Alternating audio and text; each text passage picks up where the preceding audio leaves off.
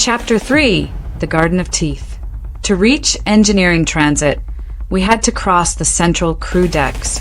The cafeteria was first. IT looked like a storm had torn through it. Tables were flipped. Trays were scattered.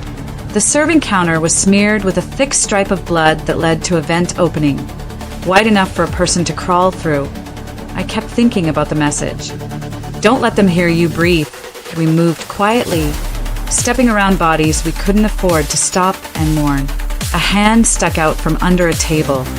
Fingers curled as if it was still trying to hold on to someone. Hale gently moved my gaze away with a small motion of his shoulder. Not unkind. Just focused, we crawled into a maintenance tunnel to avoid the open hallways. Pipes pressed close overhead.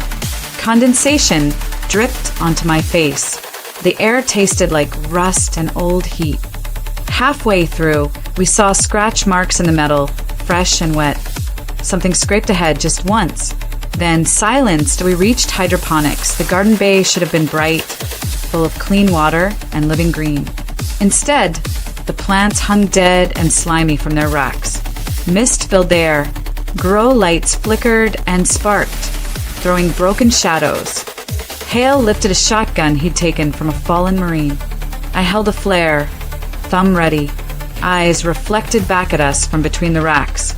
Not one pair, many. They crouched low, bodies twisted, breathing in shallow pulls as if they were trying not to be heard either.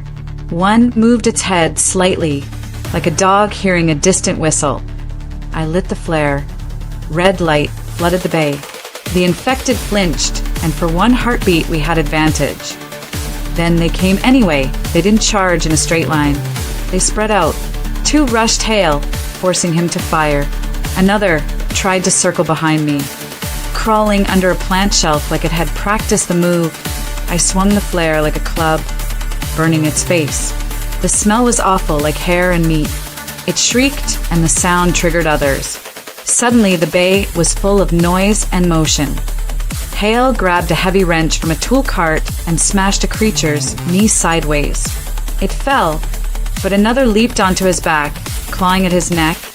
I dropped the flare, grabbed a fire extinguisher from the wall, and blasted foam into the thing's mouth. It gagged, coughing like it remembered being human. Hale threw it off and finished it with a close shot that we ran to the engineering transit door. The keypad was smeared in blood. My hands trembled as I typed the override code. I had to try twice because my fingers wouldn't obey. Behind us, shadows gathered in the red light, and I heard the soft, almost polite sound of something sniffing the air. The lock clicked. Hale shoved the door open and pulled me through.